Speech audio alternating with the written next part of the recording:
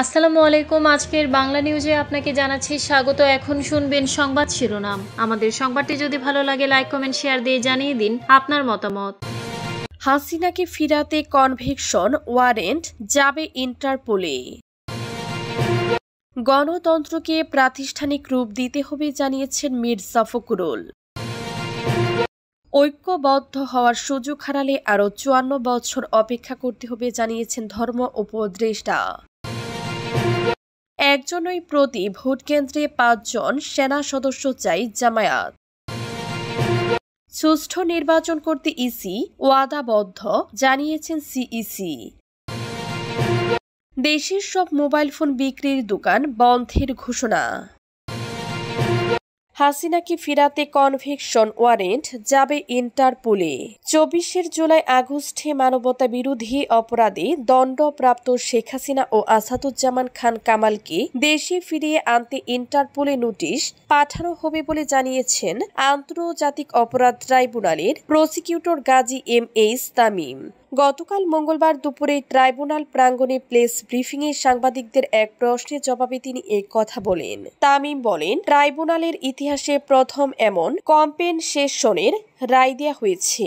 এখন এই রায়ের কপি জেলা ম্যাজিস্ট্রেটের কাছে গেলে তারা সিদ্ধান্ত নেবেন যে এর কোন অংশ কিভাবে কার্যকর করবেন। তবে পলাতক ২ আসামির বিরুদ্ধে আগে একটি গ্রেফতারি পরোয়ানা সহ রেড নোটিশ জারির আবেদন করা হয়। এখন গ্রেফতারি পরোয়ানার বদলে কনভিকশন ওয়ারেন্ট বা সাজার পরোয়ানা মূলে ইন্টারপোলে আরেকটি নোটিশ জারির জন্য পররাষ্ট্র মন্ত্রণালয়ে আবেদন করা হয়। তাদের মাধ্যমে এটা ইন্টারপোলে যাবে এ নিয়ে এরই মধ্যে কাজ শুরু করেছে প্রসিকিউশন।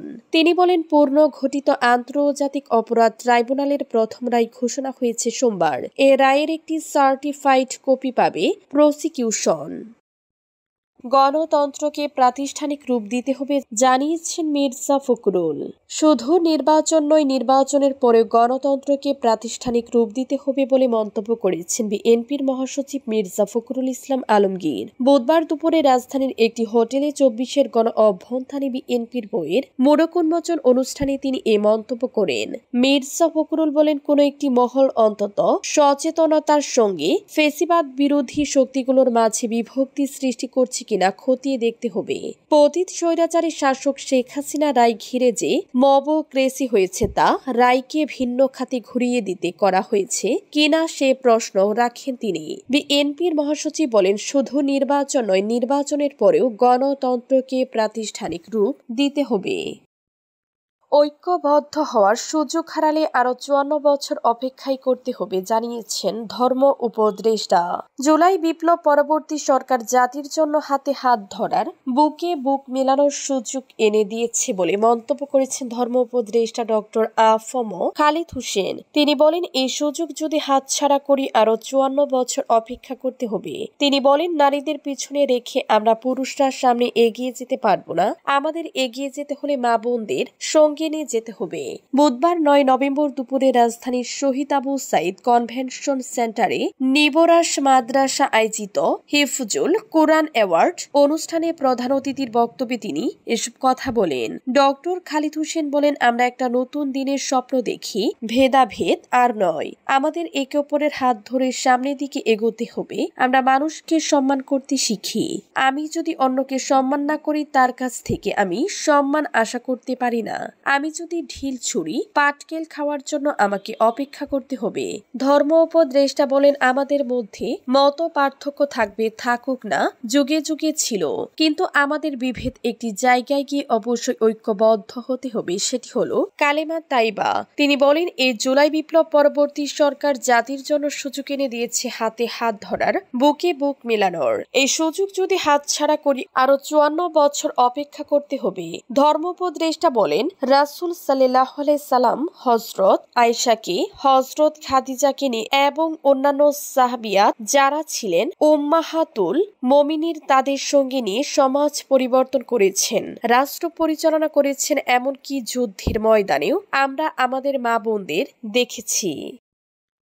একজন নয়, প্রতি ভোট কেন্দ্রে 5 জন সেনা সদস্য চাই জানিয়েছেন জামায়াত। প্রতি কেন্দ্রে একজন সেনা সদস্য মোতায়েন করলে তেমন প্রভাব পড়বে না, তাই অন্তত 5 জন সেনা সদস্য মোতায়েনের বিষয়টি নির্বাচন কমিশনকে ইসি বিবেচনা করার অনুরোধ জানিয়েছেন বাংলাদেশ জামায়াতে ইসলামী সেক্রেটারি জেনারেল মিয়া গোলাম পরোয়ার। বুধবার সকালে আগারগাঁওয়ের নির্বাচন ভবনে ইসির সঙ্গে সংলাপে এ কথা বলেন তিনি। প্রশাসনে রদবদল লটারির মাধ্যমে করার অনুরোধ জানিয়ে জামায়াতের এই নেতা বলেন, কিছু যৌক্তিক কারণে আমরা বলেছিলাম গণভোটটা আগে হোক, কারণ একই দিনে 2টা ভোট হলে জনগণ বুঝতে পারবে না। জনগণকে তো বোঝাতে হবে গণভোটটা কি। ভোটার তালিকায় ছবি স্পষ্ট করার উদ্যোগ নেওয়া ও প্রার্থীর পাশাপাশি রাজনৈতিক দলের অঙ্গীকারনামা কোথায় জমা দিতে হবে তা স্পষ্ট করার অনুরোধ জানান মিয়া গোলাম পরোয়ার। সংলাপে জামায়াতের সহকারী সেক্রেটারি জেনারেল হামিদুর রহমান আজাদ ইসিকে সাহসী হতে বলেন। ভোট কেন্দ্রে সিসি ক্যামেরা ব্যবহার ও অবৈধ অস্ত্র উদ্ধার করার পরামর্শ দেন তিনি। সুষ্ঠু নির্বাচন করতে ইসি ওয়াদাবদ্ধ জানিয়েছেন সিইসি। প্রধান নির্বাচন কমিশনার সিইসি এম নাসির উদ্দিন বলেছেন, একটি সুন্দর নির্বাচন জাতির কাছে সব দলেরই ওয়াদা এবং নির্বাচন কমিশন ইসি দেশের মানুষের কাছে একটি সুষ্ঠু নির্বাচন উপহার দিতে ওয়াদাবদ্ধ। বুধবার নির্বাচন ভবনে রাজনৈতিক দলগুলোর সাথে সংলাপে এ কথা বলেন সিইসি। এ সময় তিনি আসন্ন নির্বাচনে সুষ্ঠু ও সুন্দরভাবে সম্পন্ন করার জন্য সব রাজনৈতিক দলের প্রতি সহযোগিতা ও আচরণবিধি কঠোরভাবে মেনে চলার আহ্বান জানান। সিইসি নাসির উদ্দিন জোর দিয়ে বলেন, নির্বাচনী আচরণবিধি প্রতিপালন অত্যন্ত গুরুত্বপূর্ণ। কমিশনের প্রত্যাশা সব রাজনৈতিক দল নির্বাচনী আচরণবিধি পরিপালনের তাদের প্রতিশ্রুতি বজায় রাখেন। তিনি উল্লেখ করেন, সুষ্ঠু ও শান্তিপূর্ণ ভোটের জন্য আইনের শাসন প্রতিষ্ঠা জরুরি, যার প্রধান শর্ত আচরণবিধি মেনে চলা। নির্বাচন সফল করার ক্ষেত্রে আইন শৃঙ্খলা রক্ষাকারী বাহিনীর চেয়েও রাজনৈতিক দলগুলোর ভূমিকাকে সবচেয়ে বড় বলে আখ্যায়িত করেন সিইসি। দেশের সব মোবাইল ফোন বিক্রির দোকান বন্ধের ঘোষণা। সারা দেশে মোবাইল ফোন বিক্রির দোকান বন্ধ রাখার ঘোষণা দিয়েছে বিজনেস কমিউনিটি বাংলাদেশ এমবিসিবি। বুধবার 19 নভেম্বর ঢাকা রিপোর্টার্স ইউনিটিতে ডিআরইউ আয়োজিত সংবাদ সম্মেলনে সংগঠনটি এই ঘোষণা দিয়েছে। সংবাদ সম্মেলনে বক্তারা বলেন, অ্যাসোসিয়েশনের সেক্রেটারি পিয়াসকে আজকের মধ্যে মুক্তি না দিলে তারা সারা দেশে কঠোর আন্দোলনে নামবেন। এই সময় তারা দেশ অচল করে দেওয়ার হুমকিও দেন। সংবাদ সম্মেলনে বক্তারা বলেন, সোমাস টেকের প্রধান নির্বাহী আবু সাইদ পিয়াসকে গোয়েন্দা পুলিশ তুলে নেয়ার প্রতিবাদে দেশজুড়ে সব মোবাইল ফোন দোকান বন্ধ থাকবে। অ্যাসোসিয়েশনের সেক্রেটারি পিয়াসকে আজকের মধ্যে মুক্তি না দিলে তারা সারা দেশে কঠোর আন্দোলনে নামবেন। সোমাস টেকের প্রধান নির্বাহী কর্মকর্তা এবং স্মার্টফোন ও গ্যাজেট ব্যবসায়ী আবু সাইদ পিয়াসকে গোয়েন্দা পুলিশ ডিপি নিয়ে গেছে বলে অভিযোগ উঠে। পিয়াসের পরিবারের একজন সদস্য বিষয়টি নিশ্চিত করেছেন।